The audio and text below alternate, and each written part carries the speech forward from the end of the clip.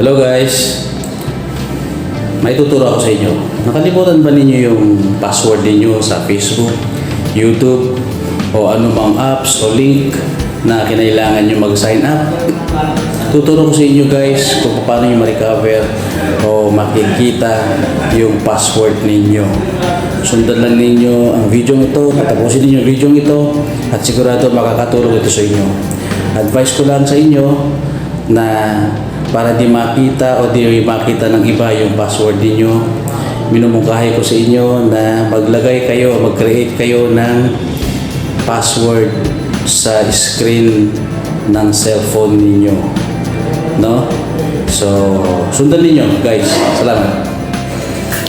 Una, punta muna tayo sa Google. Okay? So, sa Google, i-click ninyo yung picture ninyo dito sa bandang kanan and then Google account. And then, hanapin ninyo yung security. Scroll down. Makikita ninyo ang password manager. So yung password manager, lalabas dyan lahat yung mga pinasukan ninyong nag-sign up kayo na kinailangan ng ang password. So kung halimbawa kay Facebook yung nakalimutan yung password, click nyo lang si Facebook. And then lalabas dyan lahat yung number na ginamit ninyo at saka yung